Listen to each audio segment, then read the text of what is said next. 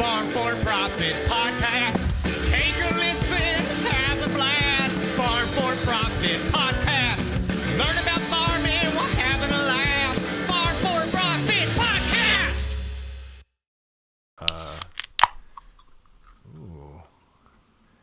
Hey, listeners. Welcome back to the Farm for Profit Podcast. That was creepy. Hey. How you doing? Wait, we haven't had a beer opening at the beginning of a Farm for Fun show for a while. No, we haven't.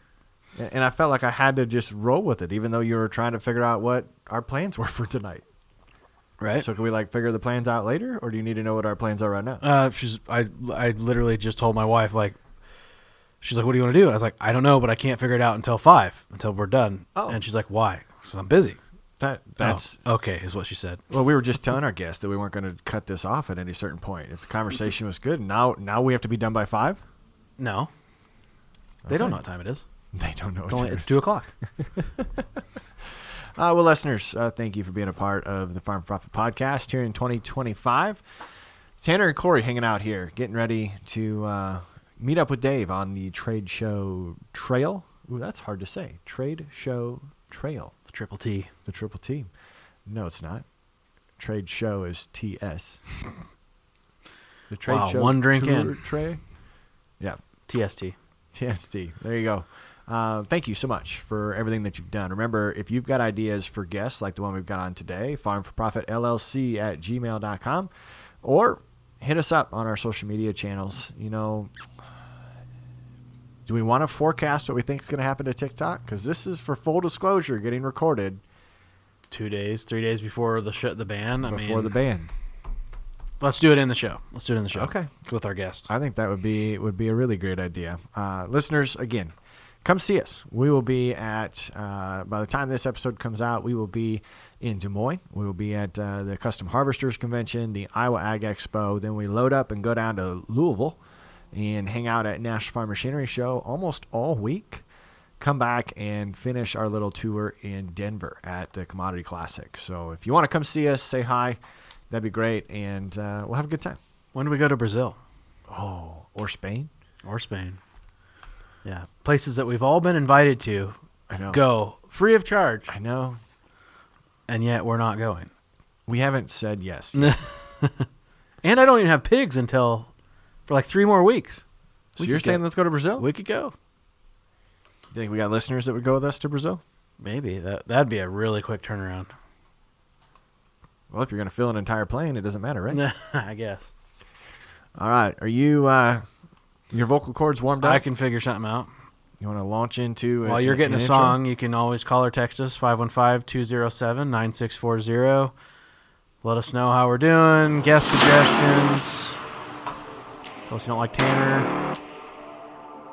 Are we playing? Yeah. When should I go? Oh, you're doing good so far. It's Power. It's your favorite. Now you can roll. I can't hear the sound. Today on the Farm for Fun show, we are live back in studio before we hit the, what do you call it, TST, the Trade Show Trail. We got a past guest of the show. He's got millions of followers. He blazed his trail playing Farm Simulator. Has a game himself called American Farming. Correct. American Farming. He's a landowner, and we are going to get an update of everything about his life. We run into all these trade shows. It's going to be awesome. Please welcome Mr. Grant Hilbert. Yeah. Thank you. Clap, Rachel. I think it was, 2 years ago came on again? I think it was a couple years. Because it was back at Dave's office. Yep. And it was you and your brother. We did 2 shows back to back. Mm-hmm. So Spencer, your brother. Yep. And we wanted him to come today. He couldn't be here, so it's not like we're cutting him out. Yeah, he's out it's tearing not like down he's no longer houses with right us. now with his excavator. So that's what he loves. He's out doing it. He does so. love playing in it. Yeah. Is it the same excavator he had when you guys were here 2 years ago? Yep. It's a link belt. It's like a 50,000-pound machine. He always has to try and find a neighbor to haul it, but it seems to work. Hey, listeners and friends, thanks for listening to the Farm for Profit podcast and enjoying our content. But it's time for us to find out more about our audience. If you wouldn't mind heading over to farmforprofit.com at the top of the page and take our survey to give us a little background on who you are and what we can be doing better as far as content goes. Everybody that takes the survey will be entered into the opportunity to win $100. So we look forward to getting your feedback. Again, head over to farmforprofit.com, click that survey link at the top of the website, and we thank you in advance for your feedback.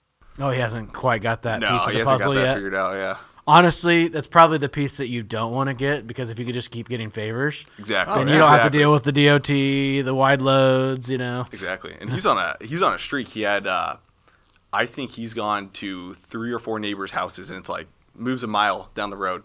Does a project for a neighbor. Moves a mile down the road. Does a project for a neighbor. Back. Perfect. Yeah. And he's taking out a house every time, or just other house, and then here he's taking out a shed for another neighbor.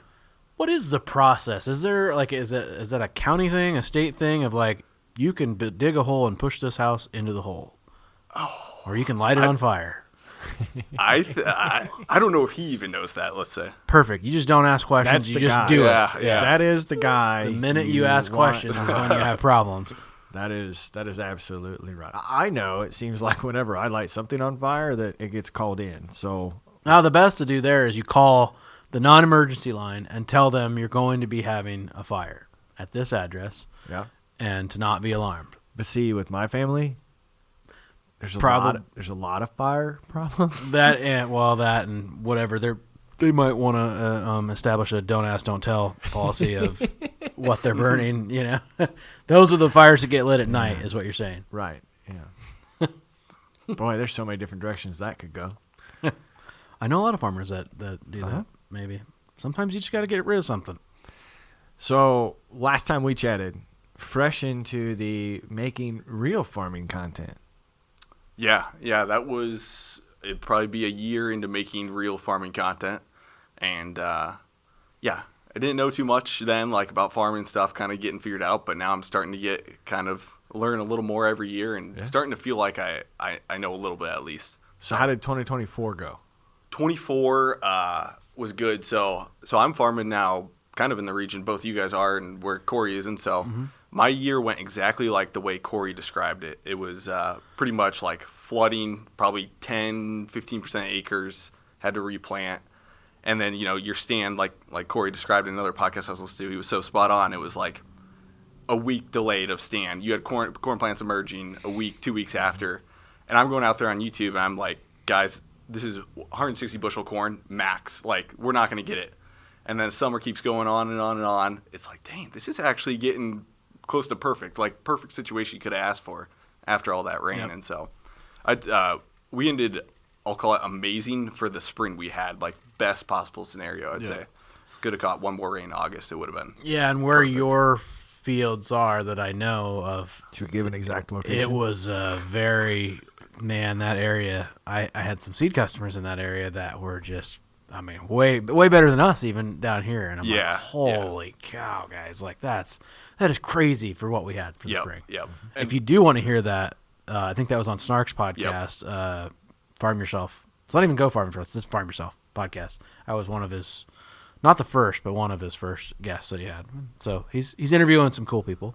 Yeah. And the first one, so I farmed one of these farms the first time this year, and it has a pothole, like a 10-acre pothole, and I was like, if we get a dry year, this is going to be perfect. Praying for a dry year. We get the opposite of a dry year on that farm and stuff, and it needs a lot of tile. So, but you've got a tile plow now, right? Yeah. That's one of the things we did is we, that's one of the things when you go into farming and stuff, it's like, what are they putting pipe out there? Why are they so aggressive doing it and stuff like that?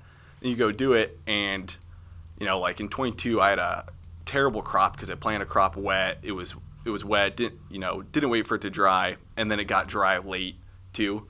And so those spots with tile, you could see it across the yield monitor. And so that's when I was like, okay, we need to start pattern tiling every farm. At least a majority of the flats. And so then we bought a tile plow this fall, and we're just going aggressive on just every owned piece. We're gonna tile out is the goal. So. So farming's one thing, but tiling is completely different than farming. Like, how'd you learn how to do that? So Ben, Iowan farmer. So if you guys, he's in southern Iowa there. He bought a Soil Max tile plow. He bought a quad track, and then he came and custom tiled one of my farms. We did all the labor. He ran the tractor. It's like, dang, once you get the hang of it, this is pretty easy. And then you realize like how much the custom cost is. Then you do some calculations. It's like, dang, this is a $500 an hour job. I should heck, I should hire everything else out of the farm and just run the tile plow. Yeah. It seems like so. Wow. Yeah, no, we have a tile plow as well, and we still haven't used it for 7, 8, probably 9 years now at this point. And it is like, why you look at that thing sitting there in the shed, like, why are we not? Yeah, You know, yeah. and it comes down to labor and timing. But like you said, we should just make the time and get the labor to do that. Exactly. And there's some, like around here in your area, there's some big mains you got to put in, like 15, 18-inch mains. That's where it's like, I'd hire somebody out to do those projects, but all those laterals are. I think part of our problem is we just never have a plan, right? Gotcha. So like, I think our next step on the farm is to just bring someone in to help us literally, if we were going to pattern tile every field, you know, we want to know our outlets, we want to know, you know, what our grade is, what is the plan, right? And we're going to pay for that. And then, yes, hire out the big stuff. Get it done. Get the professionals to come in and put that in, and then we can go have a plan of attack. And then I guarantee you we would get X amount in per year or whatever we had time for, right? Yeah. If you have a week, 2 weeks, 3 weeks, you just go get it done. Yeah, and the nice thing about this area is we're around some big towns. It's like you could hire some college kids out of Iowa State or some of these big towns around here to pay them $20 an hour or whatever to come help you with a lot of labor.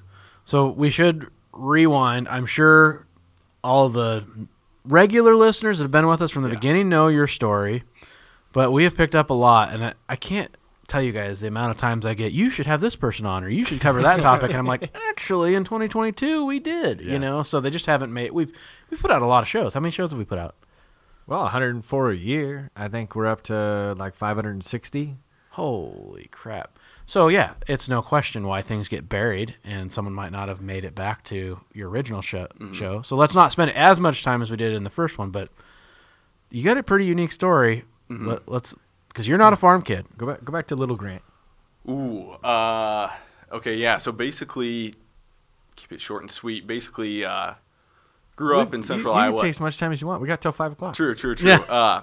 Grew up in Ankeny, Iowa here, and then my grandparents always farmed in northern Iowa, so they were into cattle a lot in the 70s and 80s, and then they were just mainly row crops. But I was as a kid, we were always just back up on the farm, and so that's where you got kind of addicted to the farming. Is like 6th, 7th grade, spring break and summers and stuff. You're back up there, and then I don't know. I kind of always had knack basically for entrepreneurship. But as a kid, we were always doing these I'll call it little tactics to try and like make money and stuff like that. Like we were doing drop shipping when we were like 7th and 8th grade, and trying to figure out that we failed at a lot of that stuff. But then eventually we were like, okay, well let's start a YouTube channel. And it was honestly my buddy's idea. So we started a YouTube channel. We just played like a bunch of new video games that came out. And the idea was that everybody's going to be searching for these new games, going to get a lot more views than playing like GTA or something like that that's already popular. So then we did that, and then eventually Farming Simulator took off, and I was addicted to farming and stuff like that. First time I actually played the game, I just posted it on YouTube. Started taking off, and then a lot of like ag kids started watching it, and I'll call it by the time I was going into college in 2016. I've been doing YouTube for 2 years. We're at like 30,000 subscribers. I was like, okay, we got an opportunity here. There's a clear path. Let's just go at it hard for the next 4 years. And so from 2016 to 2020, I just posted a video every single day. And then like close to when I was graduating college, the Farming Simulator channel hit 1 million subscribers. And then it was like, dang, maybe I could go out and chase being a farmer. And so I just started buying some farmland in southeast Iowa there. And then at that same time, right after college, I also started a software company where we created a mobile game called American Farming. So we got like Case IH, Versatile, New Holland, licensed, a bunch of different brands in there. So that's awesome. How wild is that? I got. There's gonna be questions that I'm gonna ask, but the overarching theme is you played on a computer. Yeah. You can make it sound kind of interesting, yeah. And now you're doing it in real life. Yeah. So you went from having to blow the dust out of your keyboard to now you got to blow the dust out of your own cab.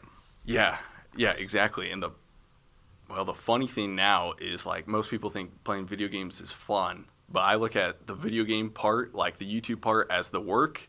Then when I go and farm, it's like it feels like I'm playing out there basically, and that's the goal. Is you always want to do something you feel like it's just play. Right. So, but yeah. But you, before we started recording, you said you graduated in 2020.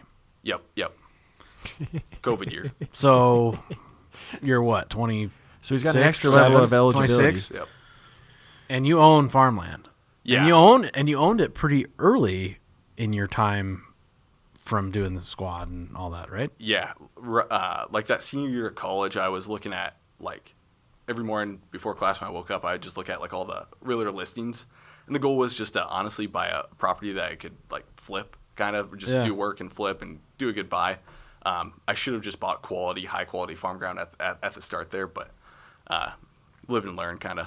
But yeah. But right a 20-some-year-old kid, I mean, even if you're making a little bit of money on YouTube, not very many of them can go out and buy land. So you must have monetized and found something that worked. Yeah, exactly. Like when I was in college, it was like, full-time income plus that and stuff. And so by the time you're exiting college, it's like, well, dang, you go get a farm credit loan. And that ended up being like a really lucky time period because that was COVID.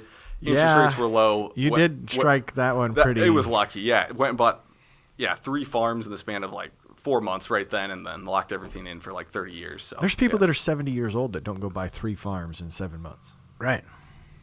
Unless you're Corey. I have not done that. But it's just amazing because last week we were at FarmCon together, and there was a big old Twitter storm of haters. Oh yeah, yep.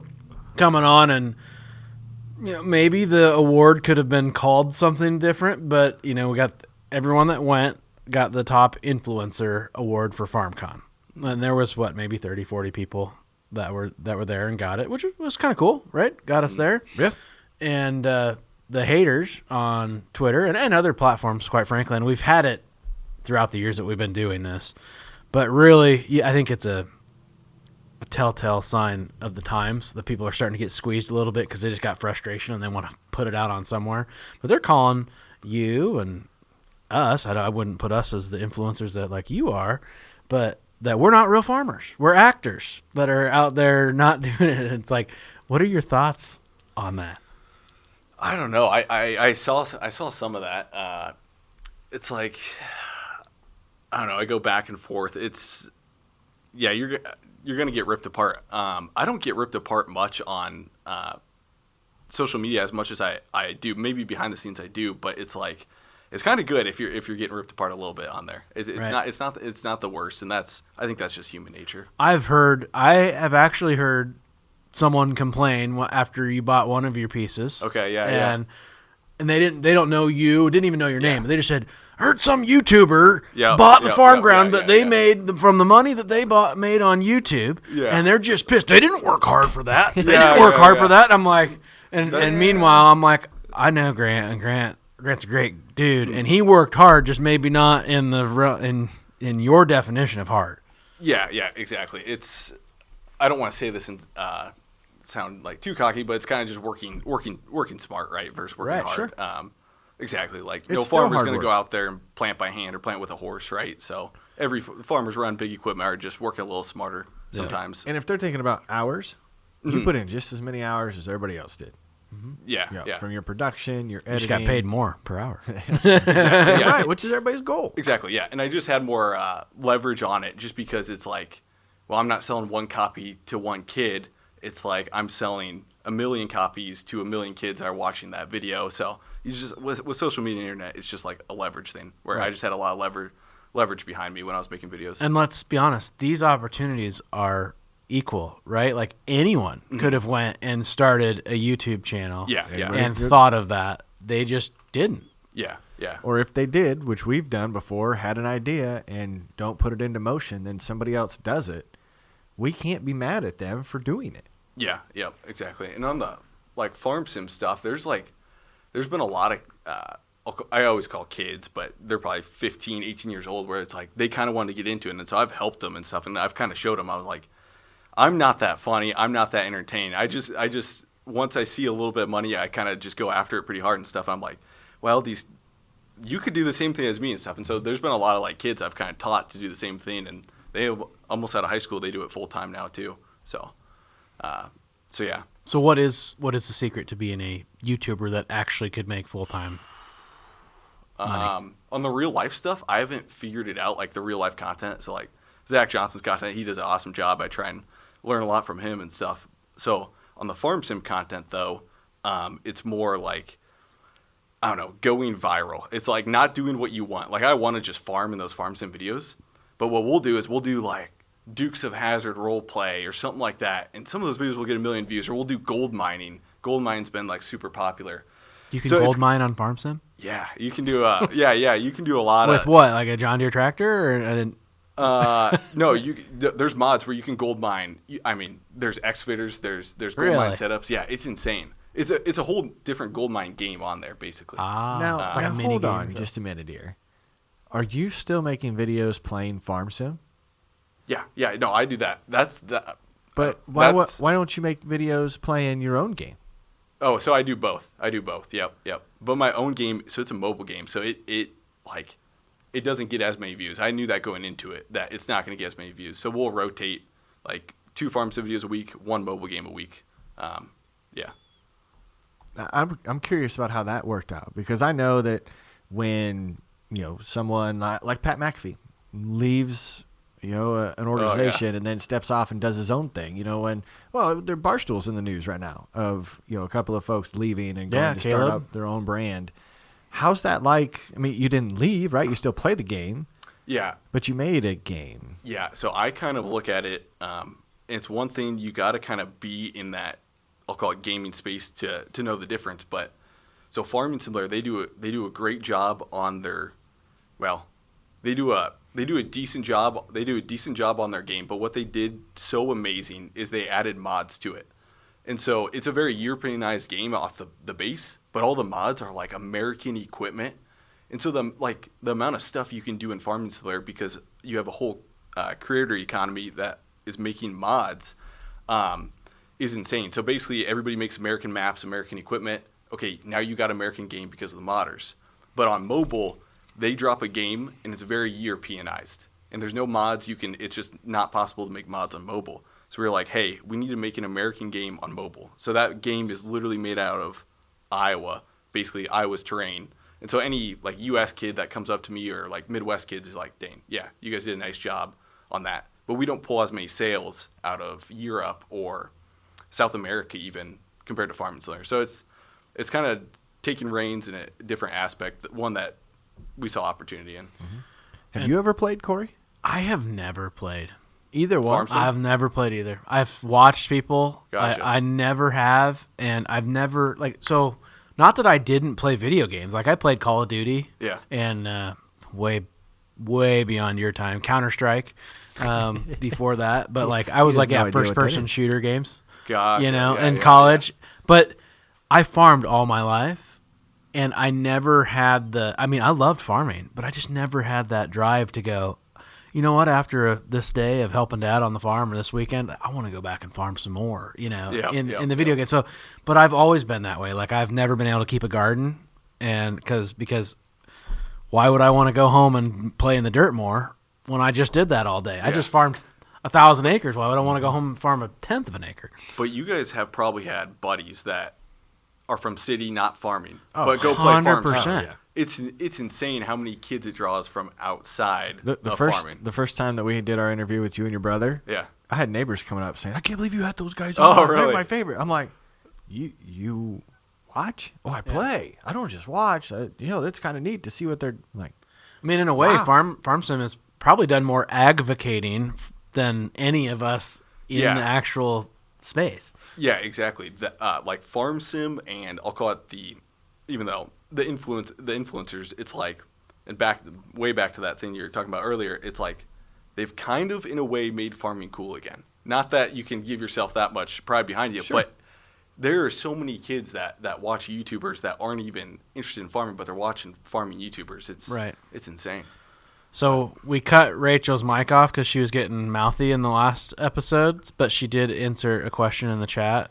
She wants to know, how do you have time to do real farming when you're making all the content on Farm Sim? I honestly, like per week, the amount of hours I spend on Farm Sim, 10 hours a week or something like that. Like, it's not much. You've got it down to a science. Yeah, 10 hours actual farming, and then you got editing and Yeah, all I've that kind of got stuff. editors that edit it. They'll do the thumbnail. They'll upload it to YouTube. All I do is just drop them the video, kind of. So I've just made it pretty simple. Yeah, so same thing we did. Yeah, it's honestly not much at all. Then the American farming side, like that game, we still have 6-7 people on that team, and we're still building a lot more projects and content and stuff. And that I've got a project manager on there that he does everything, and that was by far the best decision, is to get a project manager. I realized really quick I'm not a good manager when it comes to managing developers and coders.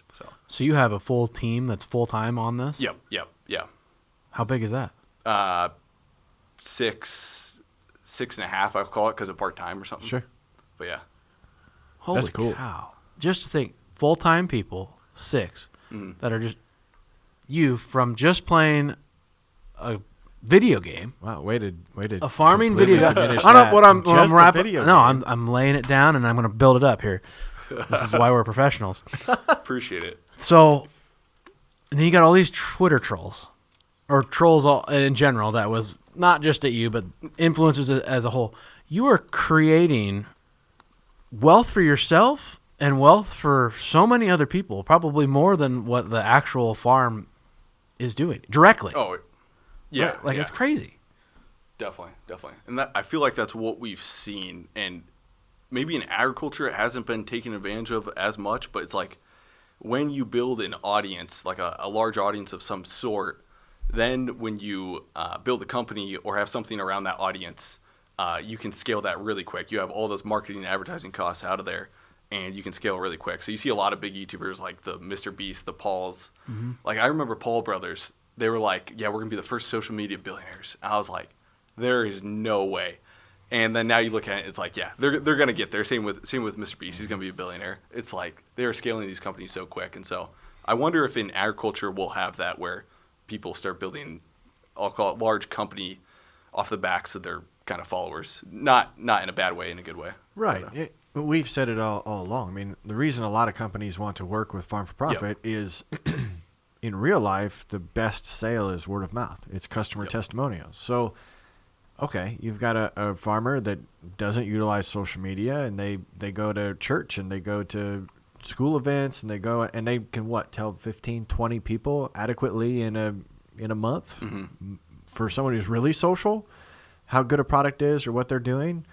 You reach out to someone who utilizes social media that can provide an honest opinion or approach or review of something that's going on, whether it's a new technology or topic or something that, like Boa Safra, that could be, literally financially changing of a position in your operation. That's all we do. We just tell it publicly. Yeah. Instead of 20 people, we tell 200,000. We tell 2 million, when something gets watched. Yeah, even that, how do you pronounce it? Boa Safra? Yeah. I even saw that, and I texted Corey, and I was like, I'm doing that right away. And I wouldn't have known it. I wouldn't have known about it at all. Well, shoot, I got to put them in the platform. Yeah. But it is. That's the way. And I'm not talking just sales. Yeah. We're not trying to sell a new tractor. I mean, Yeah. obviously, we love our partners, John Deere and Maya and everybody that I could go down the list. That's not the point. It's the same way with new research or new technologies or traits. I mean, word of mouth is the fastest way to gain trust. And this is just another version of doing that. Exactly, yeah. I think so many people look at, say you're farming and you see these big farmers and they got to go, I got 1,000 acres now and I want to go to 5,000 or 10,000 acres, and they think that they're just going to get there by just working that extra hour, talking to the landlord. And they certainly can. But like, if you look at any of these big farms that are ultra successful, didn't just grow for the wrong reason, but like, there's usually something else that they were doing on the side, Supporting the farm, that they were throwing money back at it, supporting their habit. And that's all this is. Yeah, and that's one of the things I realized about farming. It's like, and I try and make this very clear because there's some young kids that watch like the YouTube channel that I'm only here because of outside capital. Like, I'm not a good farmer is what I try and tell the kids. But the outside capital, it's like when there's tough times, it's like you can really take advantage of those by having just a little bit of outside income. That's the biggest part, and then you compound that over 40 or 50 years of taking advantage during the tough times with some of that outside capital. And it's like, that seems like the perfect game plan. But then it's like, if you don't have that, then it's like, boy, it would be tough for the next 40 or 50 years. And so, and everybody gets it in a different fashion. Yep. You know, it's not like it's not happening. It just, they may work in town or the truck that they have for hauling grain. Now they're picking up elevator loads. Everybody does it when times get tough. I remember one of the first 2 Farm for Profit conferences we had that there was a pretty big stage talk on keeping your powder dry, getting yourself ready for the opportunities. Because if you can buy equipment on the down cycle when everybody else doesn't have money to do so, or if you can save up for that opportunity when land corrects itself 10%, you know, it's not going to correct itself 50%, but if you can even get 10% off before it starts to swing up, you know, there's a lot of things that our listeners can do if you do prepare yourself and have some extra capital available to be able to jump into the ball game. Yeah. Newsflash: everyone can make money at $7 corn, right? And times are good, but if you can thrive because of either decisions you made on the farm or off the farm, you know, through the bad times, that's the opportunities, man. I'm excited about it. This is the first, you know, I've only farmed 4 years, but this is the first, I'll call it, downturn that I've seen. Yeah. Just watching equipment and land prices, so even over it, like I'm like, holy crap, this is like, there's some equipment that's selling at 30 to 50% of dealer list price on auctions this summer, and then land, even in our area, I mean, it's honestly down 15 to 30% on a lot of sales compared to last year that were 18,000 or whatever. Yeah. Even though the Land Expo didn't quite say that, but there's a lot more moving off, not on auctions, and there's a lot more no sales I've seen. So. Yes. Yeah.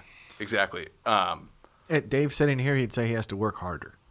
I mean, he hasn't had, you know, not just him alone. Auctioneers haven't had those easy breezy, I'm going to come in knowing this farm's selling today. Yeah. You had to put a lot more marketing effort into it. You got to work a lot harder as an auctioneer. You got to develop a lot more relationships. I do want to go into that with him sometime, because I was like, at what point did reserves come into the history of auctions? Because I thought normally you had an auction and it's like, this is going to sell. And that's why I literally heard, it was Steffes at the Farm for Profit conference.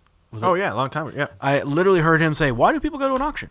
Because they think they're going to get a deal. Yep. And now they started using auctions as, no, because you're going to get the highest price. And if it doesn't sell for the price that you want, then, we just won't sell it because we have a reserve. Yep, we're just going to sit back and wait. It's like, well, then why did I come? I love picking on Dave when he's not here. Yeah. So I want to dive into that with him sometime, the history of auctions. Yeah. I mean, so Spencer just bought a farm from Dave, and that was a no sale, and that was Dave had to get a job done, kind of, and that was it went no sale at auction, kind of, and I feel like we're seeing a ton of those. It feels like on some of those. So yeah, your brother has a separate YouTube. Yeah, and channel.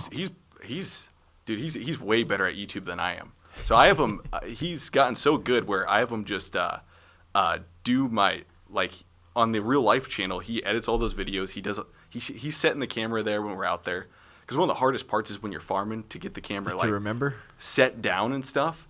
And you know, when we're out there farming, I'm like, why the heck are you spending a bunch of time setting up that camera? And then when you go back and watch the video or the clips, it's like, thank God he set the camera there or something like that. And so he gets views to go viral somehow. Like, he had one get 7 million views, and he's figured that out a lot better than I have. He's doing a great job of explaining. And not only do I not play video games or Farming Simulator, I consume podcasts. I don't consume like YouTube videos long. I consume shorts and things like that.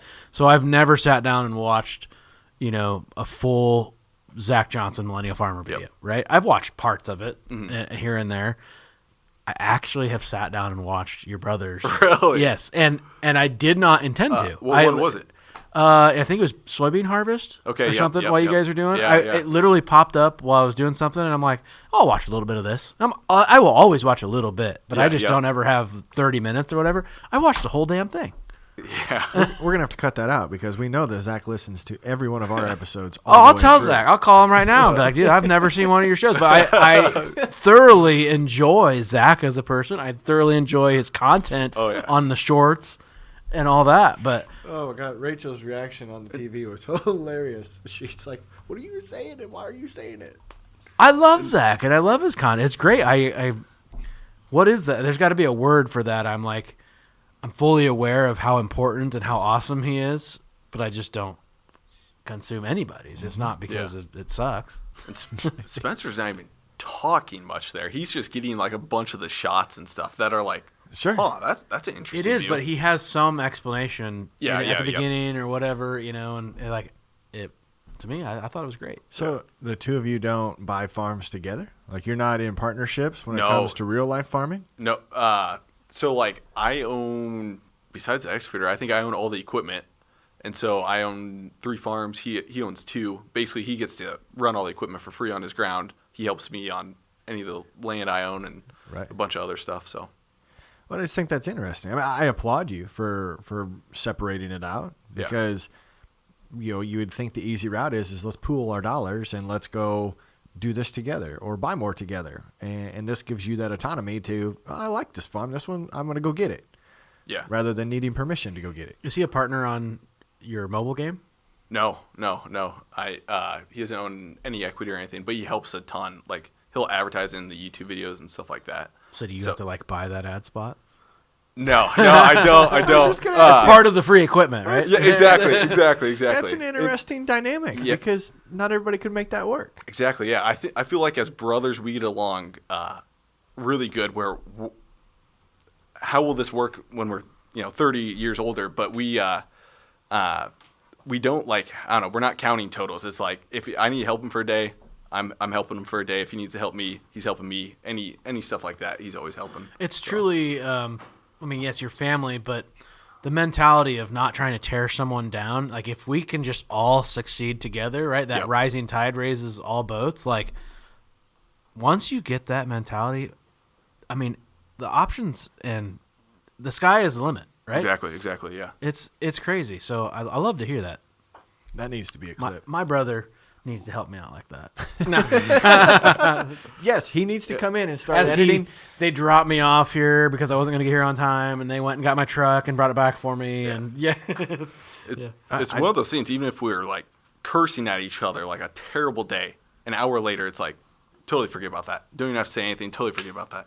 It's I don't know. It's a pretty good relationship, I'll say. That is so great. I don't want to say you're lucky, but you're lucky. Mm-hmm. Yeah.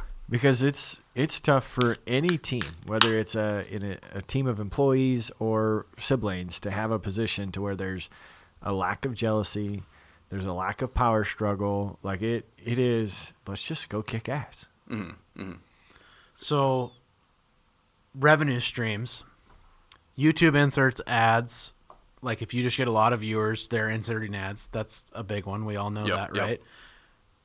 The American farming, is that a subscription yearly? So that is it costs $7.99 to purchase, and then we have a lot of in-app purchases. Yep. One of those. So our average users You want some chrome wheels on your tractor? Exactly. Okay. Yep. And with that, does that come like is there brand partnerships in there?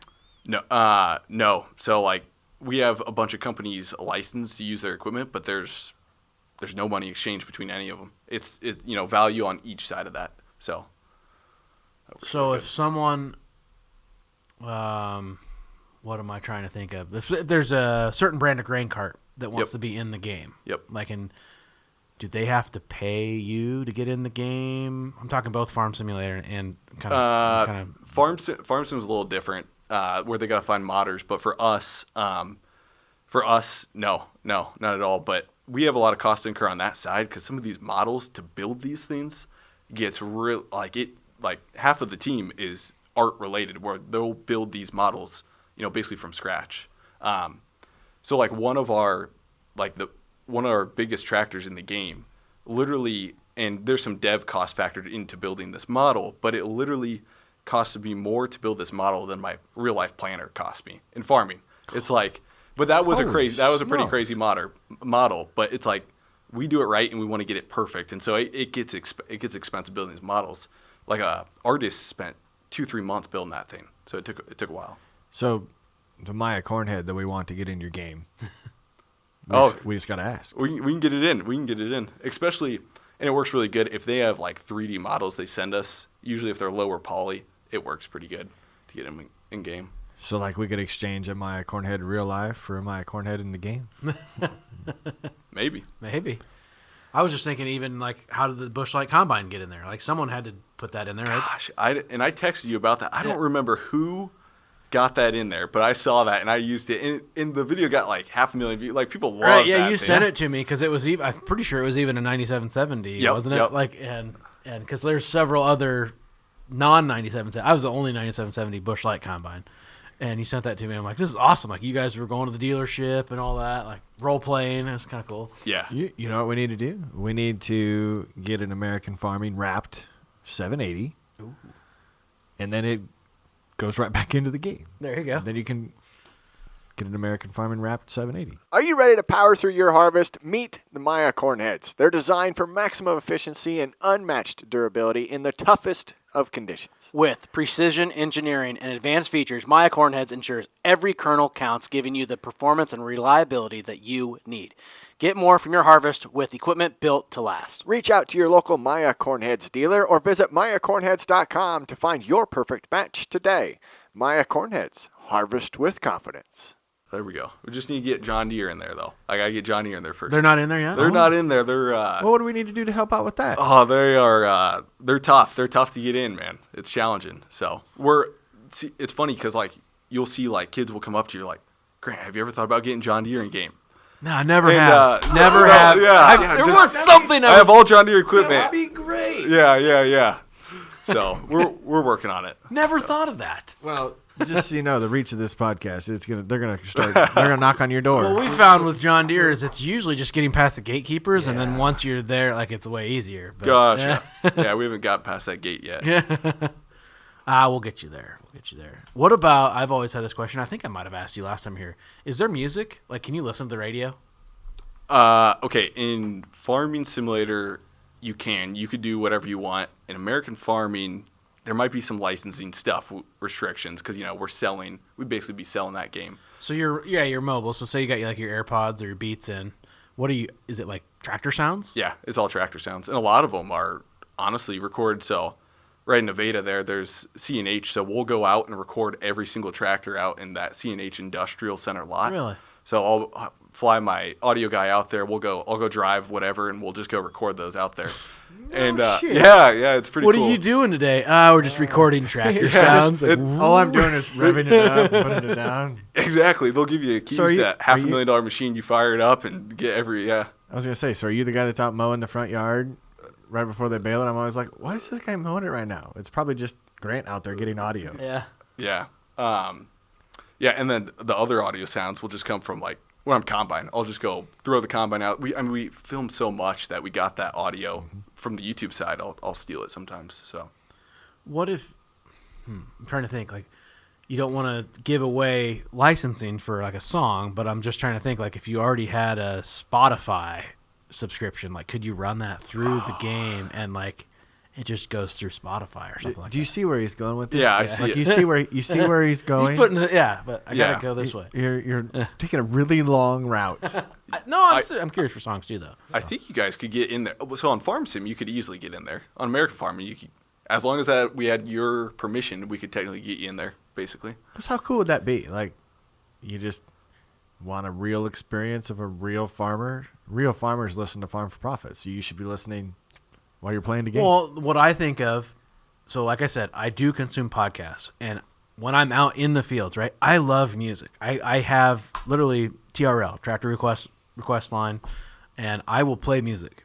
But there's a certain point where, like, I have spent 16 hours here.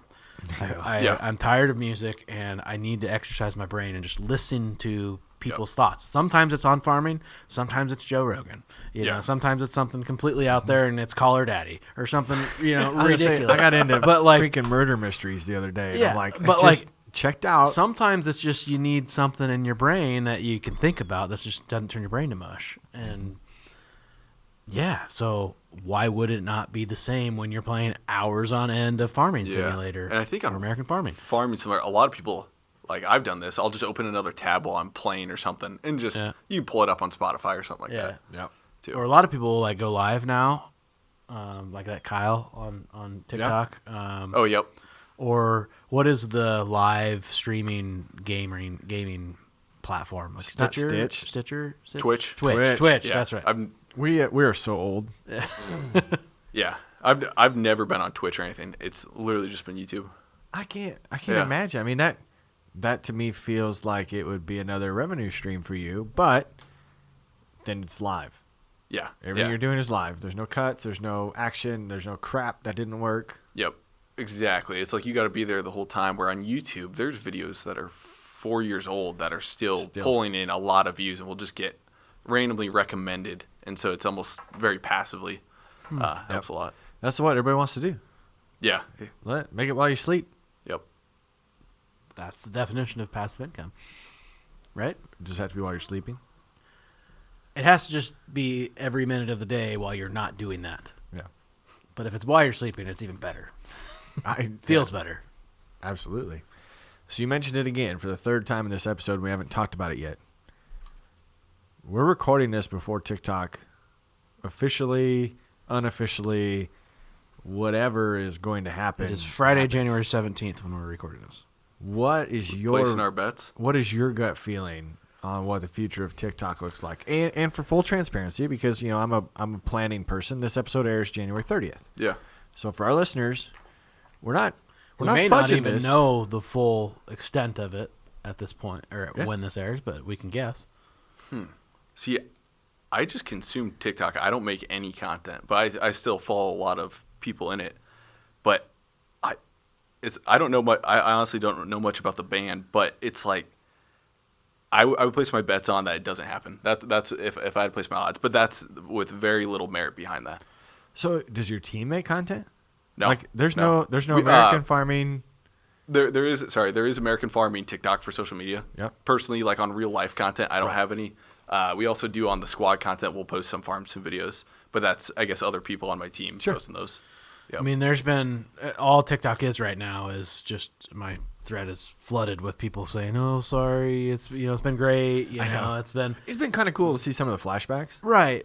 But like Justin Danger Nunley and Shiloh and all that, like, and they're all kind of down and out. But really, we all know they're winners, right? Like, even if TikTok does go away, Oh yeah. they're gonna be fine, and the eyeballs aren't leaving. Do you follow that girl that comes like sliding? Like she's got to have the slickest wood floors ever, but she's always almost like risky business sliding into the frame. I don't think I and do. then she zooms in on it and like, this is what you need to know today. And zooms out. I don't think I do. So TikTok's going to be wiped if it's not bought by a U.S. company. That's Basically. what they're saying. Yeah. But in the last 24 hours, we've even had like ups and downs because Rachel sent us a KCCI, or no, you sent us a I said KCCI, KCCI one. deal last night that said Biden administration is just going to let the Trump administration, they're not going to ban it, they're just going to let the Trump administration handle it. They're not enforcing the penalties. So it's Gotcha. But then at this immediately moment, today, at this US moment, Supreme the Supreme Court has upheld their ruling. Yeah. But the Biden administration is saying that they're not going to enforce the penalties. So even though the Supreme Court says they are going to, the penalty is $5,000 per user to the owner of the app store that allows it to be downloaded, to the platforms that that's the no. Okay, that's a lot of money because that's $850 billion worth of penalties if it stays live. The Biden administration has announced today that they are not going to enforce the monetary penalty. They're going to defer that to the Trump administration. Gotcha. So if you're Oracle or you're Apple and this is your app store and you're sitting there going, okay, how much do I trust what the administration's telling me? Do I still let this be live on Monday to be downloaded, or do I shut it off? Can't download it again on Monday until I get more clarification from the Trump administration. Like that's where we're sitting right now. Is It's per new download. because it's supposed to, correct. It'll Okay. stay active. If it's on your device, you will still have access to your account. However, how long until bugs take over it or it becomes not user-friendly because you can't re-update it. It's not in the App Store anymore. So it'll function, just how long until it becomes a pile of crap. Gotcha. I think my favorite content spurring from all this is the saying goodbye to your Chinese spy. But that's why I think it's going to survive. Like I think it's going to be a hiatus of a couple of days, maybe a week or so, and it's going to come back because the alternatives, what they're seeing happen is you're just migrating to another a Mandarin app or your Red Lemonade. Note. There's not a good alternative option, except for we heard it this morning that potentially this is the bolstering of X. There's going to be an announcement coming out. Gotcha. If X put some emphasis on the short form content and long Yeah. form, which they have, it's just not TikTok-esque, Yeah. but like kind of like YouTube Shorts. Yep, Like, YouTube. they're and Instagram Reels. I think Twitter would be a pretty dang good place again. Yeah. X. I would say if Biden banned it or got rid of it right before Trump has something to come in and save the day with. He needs something to come in and save the day with. Yeah. Well, I guess you kind of look at the China side too, but that's why it's interesting with I him. do think it was way too big of a player in U.S. politics on both sides Oh, of the yeah. aisle. That it's like, I mean, I get it. We don't need Chinese spying on us, but at the end of the day, if they're not doing it, our own country is on Meta and everything else. Like people are spying no matter what. So it's, I don't know, kind of scary, really. But it's what also gives us our livelihood to be able to do some of the stuff, buy ground and Exactly. weather these down times. So we don't want to set the precedence that like we can just tear this away. Yep. So in the last 365 days, Farm for Profit's page alone has had just shy of 20 million views on TikTok. Grant gets that in like a week on I YouTube. get that. 20 million views on TikTok. On TikTok. What about you? Do you know YouTube? Well, I can get into it. Okay. Just to stay on the TikTok train for right now, just the sheer fact that is minuscule Very. compared to what some of these other accounts are continuing to gather, and those like Justin Danger Nunley, who's a friend of the show, has as far as generating a livelihood. Okay, he has skills he can go back to. My wife was telling me that she works right now at a company that doesn't know that I exist. Like, she knows she has a husband, but not that anything that we do is online or public. Like, that's her choice to be private. So there's a lot of discussions about, well, they just need to go get a real job. If they had real talent, they should go out and put things together. And it's, again, kind of like the initial conversation about ag influencers is they don't realize that this has become real jobs for real people. Mm-hmm. It's another division of marketing. Whether you put it in a magazine and you design an ad that goes there, or you write an article that goes in a blog, social media is another avenue. Yeah. And you could go get it. You have skills to go get a job. Oh, absolutely. This is a force multiplier of network and just experiences. Like, we get invited to the table at things that we would never have ever gotten invited to. Right? Like, we would have never been down at the Land Expo Yep. if we weren't doing that. we wouldn't have met you. Right? Yeah. I mean, maybe, but And business is done being, with being an Ankeny kid, Yeah. we probably would have crossed paths, but yeah. boy, And business is done with relationships. I mean, you could be a freaking astronaut. You know, it doesn't matter if I don't like you.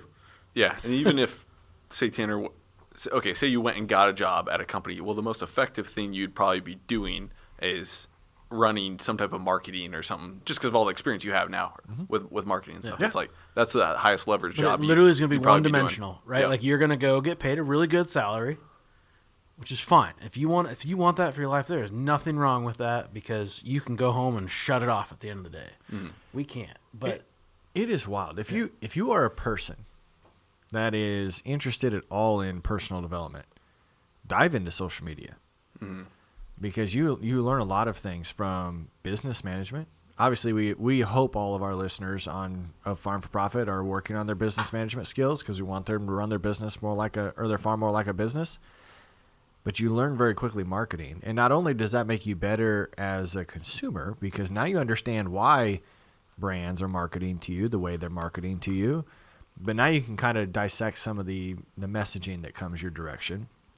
But you also kind of get a world economic view as far as that goes. I mean, if I wasn't doing this, and obviously TikTok going away isn't killing Farm for Profit. That's not the point. Yeah.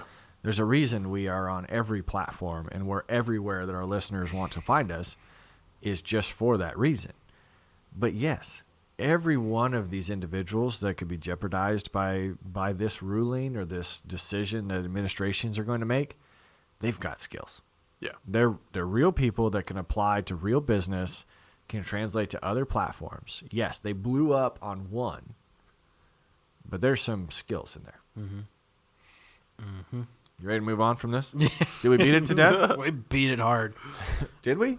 We'll see if it comes back. Hopefully it comes back.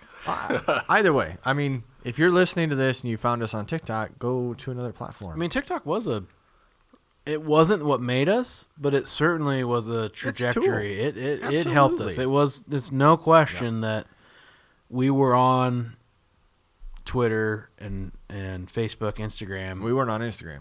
We're on Instagram. I didn't know how to do that until Right. Rachel showed up. But we were on there, and we didn't have that much traction. Mhm. And we went to TikTok because we knew it from our personal channels, and it did help us kind of get to that next level. Which Yeah. is wild because YouTube's one of those platforms also that is bolstered. The shorts and stuff, yeah. Yeah. And it's funny if you go look at like maybe some of your TikTok or YouTube shorts, pick out one of them that went viral, and you'll see this on a lot of podcasts. It's like, where's the link to the full podcast?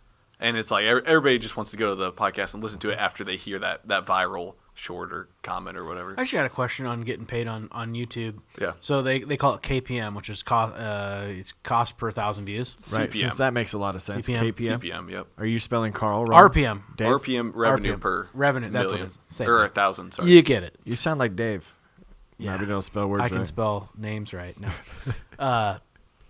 And I was just looking at ours the other day, and it's a different number. It's a lot bigger number for long form than it is for the Yeah, shorts. yours is really low on Is shorts. that a set rate, or can you affect that? Like, It's all based on your content. So the highest, at least of what I knew 2 years ago, the highest would be like if you made investing content or something like that. Like, is it Graham Stephan that makes a lot of finance and I think so, yeah, finance and stuff like that. Like he's got one of the highest RPMs. The lowest will be obviously your shorts because it's tough to run ads on there.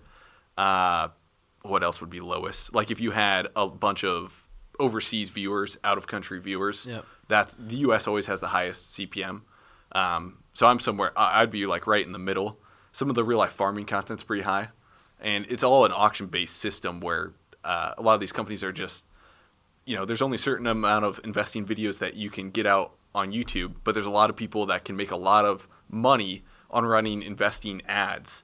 And so a bunch of people are just chasing after that investing ad. So that's why that's literally the highest RPM and on so YouTube. when you say content, it's more based like what genre? What genre? Yeah, Yep, you're yep, in exactly. because obviously investing would be people with money, and so if you did an ad there, maybe have a lot more money that could come in and.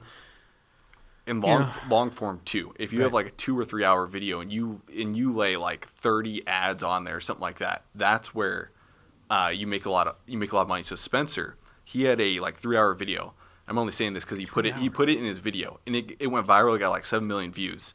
And On a 3-hour video? yeah, a 3 hour video got like 7 million views. Oh. There's a lot of movies that don't get that. Did you watch freaking- the full one of that or no? Not the no. no. Okay, but he put it in his channel, and that one video made like 120 grand. Jesus. That one video made like 120 grand because he layered ads in there, and a bunch of people enjoyed the content, and it went viral. Sure. And then the farming content is kind of goes viral too. So One video. So I just looked it up. We've got 31 million views this last year. okay, yep. A lot of them are shorts, But a probably. majority, Yep. oh yeah, like 98% of them Yeah. are shorts. It seems a lot easier to get a lot more views on shorts, obviously. Yeah. And we design a lot of clips. Kiowa does a great job Yep. to where we design that type of clip that wants to drive you to the full episode. Go to Spotify and listen here. Go to these other platforms, and that's interesting. But we never created the shorts to make revenue. It was always No. just to we tease the episode. haven't done and- any of this to make revenue. Yeah, and to Yep. get people back to listen to the full show. Exactly. Yeah. But I'm glad that you challenged me to look it up because holy shit. Yeah. 31 million. I mean, probably nothing compared to what your channel does. However, holy crap.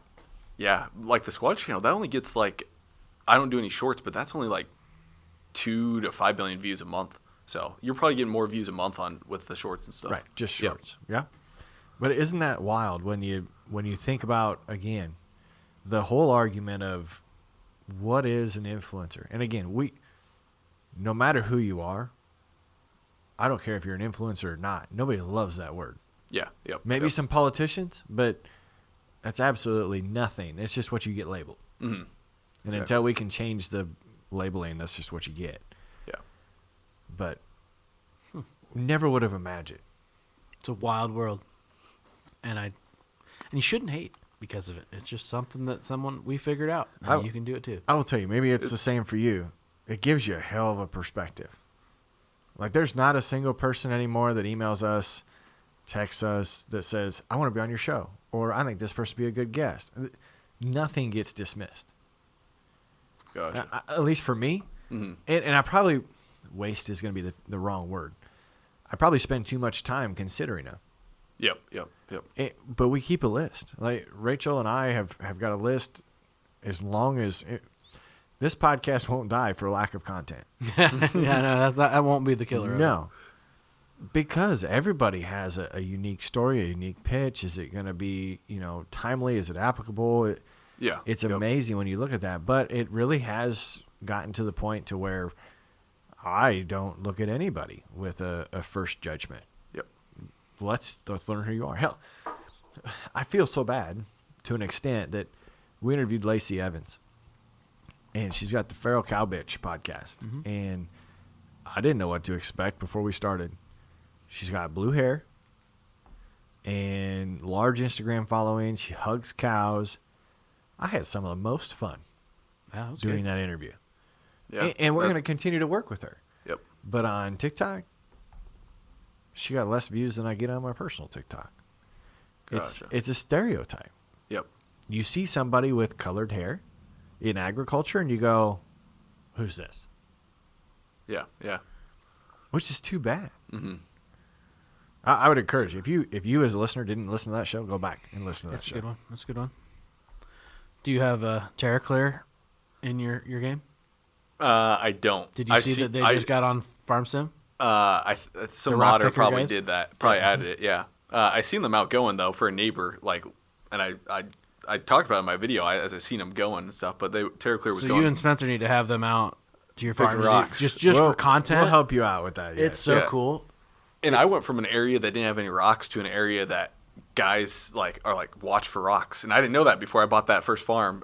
Even in this area, is I didn't realize rocks were in this area. So Yeah, they yeet rocks. That's what I can say. But it is so cool, that technology. yeah, Turning something so dumb as a rock into using technology to yeet it into the bucket. Yeah. Rachel just texted us and say we need to make this interview 3 hours long, so that way we can put it on YouTube and it'll go viral and we can just make all the monies. All right, I know how to do that. So you're into Bitcoin, as okay, well, yeah, right? yeah, So here yeah. we I was go. wondering if that I'll was, get you another beer. So we haven't even talked about that. When did the cryptocurrency come into play for you? 2017, 2016. So before you started doing all the content on YouTube. Yeah, kind of right around right that at the time same frame. time? Yeah, Yeah. I'd say. Yeah, I think I've said this. I've said this multiple times, but the guy that really got me into it was Mr. Beast at the time, back in 2017. He was the one that first explained it and stuff. Corey's looking at his beer. It's dirty on the top. What did you do? No. You know what that's I don't from? know if Is that from That's the from meat? the salsa that I made for This the beer's tailgate. really old. Sorry. Gross. Smell it. Smell it. Smell No, like I'm salsa. not smelling it. Do it. No. Do it. I don't know if I trust that. It'll be all right. It's alcohol. It'll kill any germs. Sorry to interrupt you. Keep going. Mr. Beast. No, yeah. Back in 2017, it's just when we first kind of got into it. So, And so you started just buying, mining. so we started buying, in 2017, and you mess around with all sorts of altcoins, and then 2018 bear market happens, and then that's really when the learning stage takes place, and you start learning more about Bitcoin. It's like, okay, Bitcoin's a real thing. Some of these altcoins just pump on some of Bitcoin's bull markets. Pump and dump. Yeah, exactly. And then we started.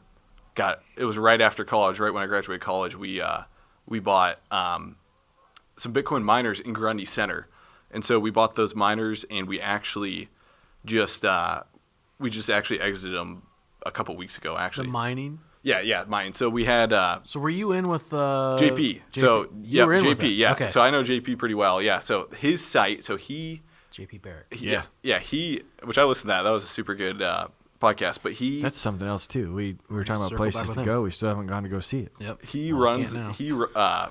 he like built that site, and then we just invest in the miners. We buy those miners, and then we put them on his site basically. And so we those miners eventually get old, like just like a laptop. You're not using a 6-year-old laptop anymore, Right. Versus the new technology. So then we sold those miners, or we got them out of there 2 or 3 weeks ago, and the idea is just to sell them when Bitcoin miners are at high price here, kind of in the bull market here. And so, and that mine,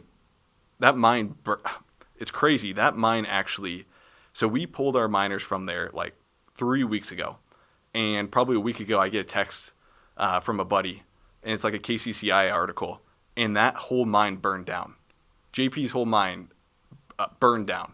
And didn't know this. he did a whole Twitter thread about it, kind of how it happened. How do we miss this? Yeah, it's on like news stations. It's but a space heater burned a majority of that mine down. Space heater. A Why space did they heater. need space heater? I thought they created Exactly, so much heat. exactly. Yeah. So That's that what a lot one- of comments were. That and- one employee that was just their toes were cold. Yeah, but luckily it was like That'd half. be Rachel. It was like Rachel, half her the mine, toes I would be think. cold. Rachel says she needs this dumbed down. How does one even mine a Bitcoin? That is a whole nother show. Yeah. Actually, Go back and listen to JP's. JP Barracks. Now we need to circle And back you with guys him had too. Vance Crow on too, which Yeah. probably explained it pretty well.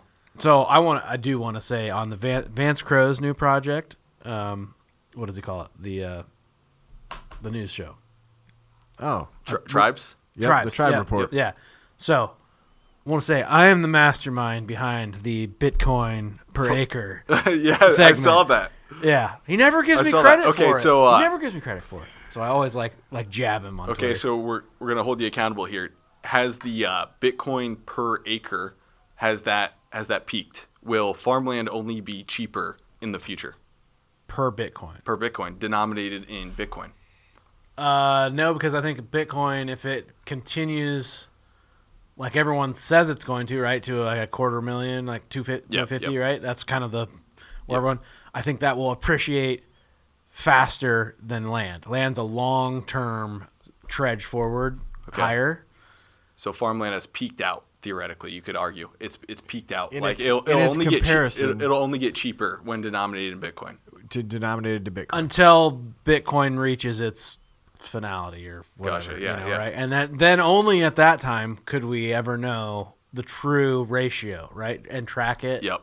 Because they're moving at different speeds right now with inflation and all that. But it is very interesting to look at things like that. We looked at Rolex per acre. Like we looked at some popular Rolex watch, a hedge against inflation versus land. Yep. And it is crazy that like the Rolex Submariner actually outperformed land there for a while, Really? right? Going up. Like so you look at certain like hedges against inflation and things like that. It's nuts. But Yeah. Bitcoin's hard to freaking wrap your mind around. Yeah. I just told Rachel in the chat that you mine Bitcoin with a pickaxe.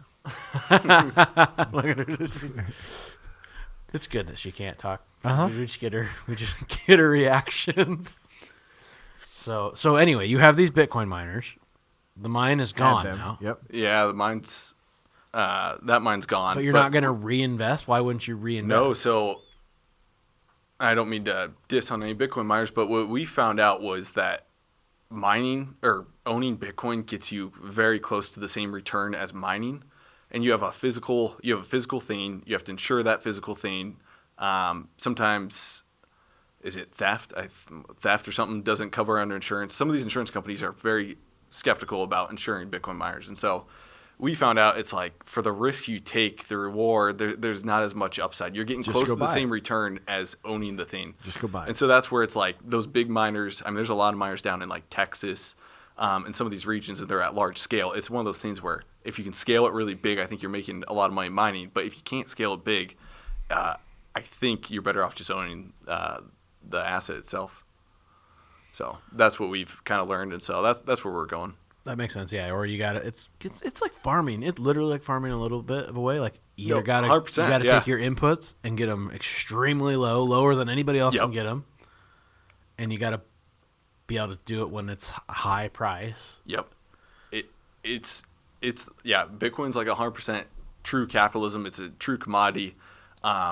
Like it's everything is, and the 2-week difficulty adjustment. So if a bunch of Bitcoin miners jump on the network because the price is going higher, just like in farming, right? It actually gets tougher for the existing Bitcoin miners on 2-week difficulty adjustment. So it's the exact same thing as growing a commodity or farming. Yeah. So do you own any altcoins then? I don't. I only own Bitcoin. Although like this cycle, this is kind of prediction, but a lot of these altcoins will pump towards the end of a crypto cycle like crazy.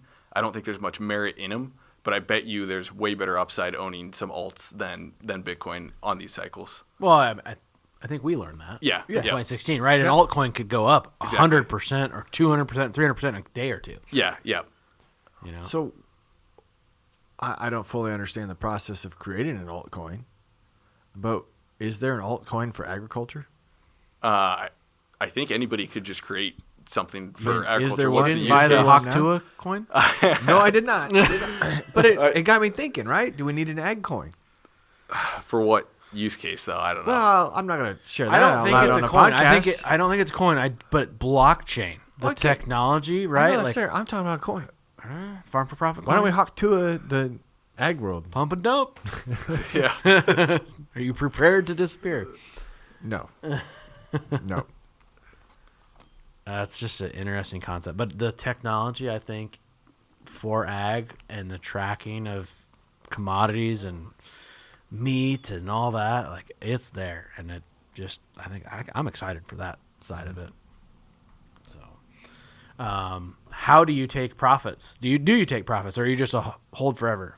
Yeah, I guess I've kind of viewed it where Bitcoin runs on 4-year cycles, and I still haven't figured out why. There's a lot of theories to why it runs on 4-year cycles, but it's extremely cyclical, and so you'll have bear markets where it'll fall 60, 70, 80%, and then you'll have the euphoria stage at the end of a 4-year cycle where everybody and their grandmother's buying this thing, and it just keeps repeating, and so we'll take a little bit of profit, but everybody who's taken profit on Bitcoin and who hasn't gotten back in has regretted it to this day. And so I think you gotta kind of play dumb and just play that trend for the long term.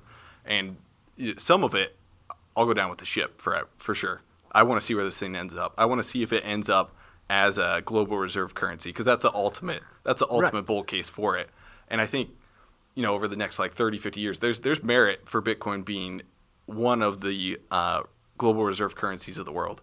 And so, like, there's only a finite amount of Bitcoin. Yep, 21 million. But I mean, you have Trump. Trump's in here saying, "Hey, the amount of Bitcoin that U.S. owns, we're gonna hold that as a reserve." And then he hasn't said specifically he's gonna buy more from that.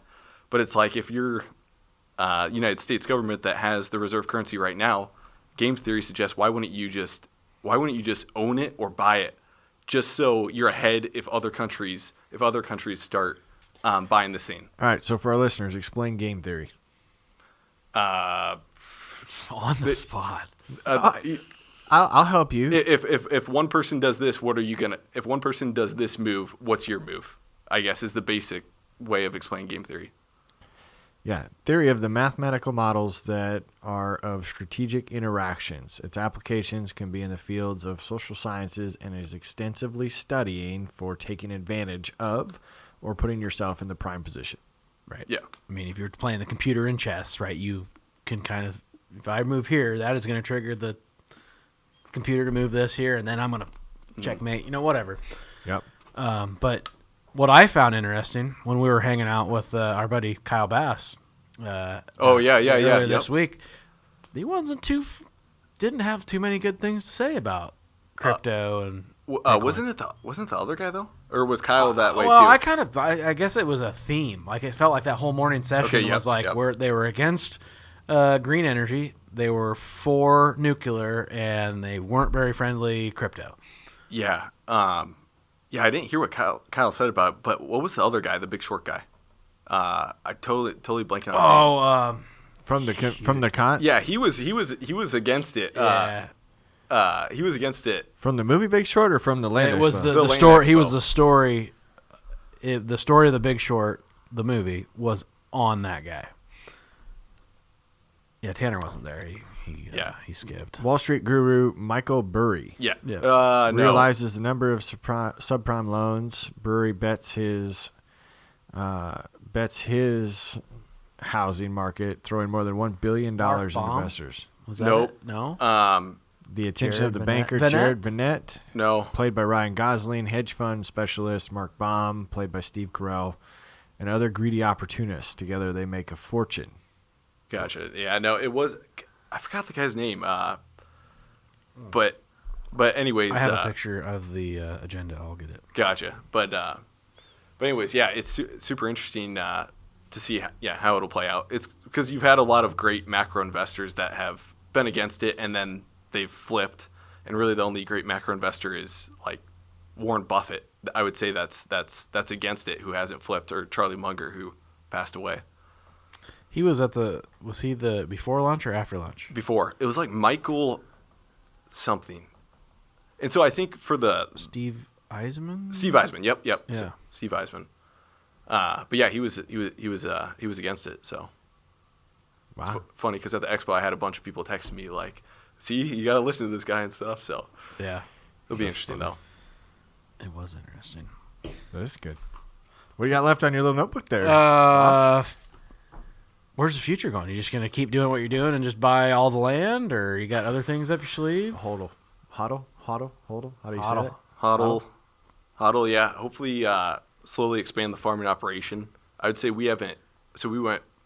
I mean, we only rent 100 more acres than we own, so we don't rent much ground. We're pretty small. So, goal is just to kind of expand slowly there, and then just keep on the Squad Built, the software company side. Just keep adding more content, working on more projects there, and the YouTube side, keep going on that. Nothing crazy. I think, if you wanted to ride this wave, you should just rent your land to them and get in on the actual YouTube side, and that's where the money's at. That is true. It'd be like opposite. Like they want to come and just make money on the. And Corey on wants YouTube. to be the agent in the middle. Yeah, I don't care. I don't care how the money gets in the account. I guess just get in there. That's what, yeah. Starting next year, Corey's not going to be a farmer on the podcast anymore. He's just going to rent his land to Grant. Yeah. Yep. There we go. I had a lot of fun. Yeah. And I told Corey I wasn't going to cut this off at an hour. You didn't. Hour 16 on. We're not Rachel's quite to timer. 5 o'clock yet because nobody knows when we started. Yeah. Rachel's shaking her head. She hates my jokes. She's just to spend all next week with us. This is going to be hilarious. I'm excited for the conversations we get to have after the mics turn off. I mean, I appreciate you sharing your story again with our listeners and giving us an idea of where you've come, and your perspective on a lot of different things that we covered today. Yeah, it's been fun. You got anything for us? Any Questions? questions or? Where's Dave? That's what I wondered when I walked in. Yeah. Yes. We have to answer that way too much. He is at the Minnesota Auctioneers Association. Is it telling, though, the number of companies, organizations, trade shows that ask for a keynote speaker and they ask for Dave? They don't ask for Corey. They don't ask for Tanner. I don't give it to him as an option. I don't think you get asked. No, I don't. I did get asked to do a comedy bit one time. That was kind of funny. Yeah. You wouldn't have been funny, but that was kind of funny.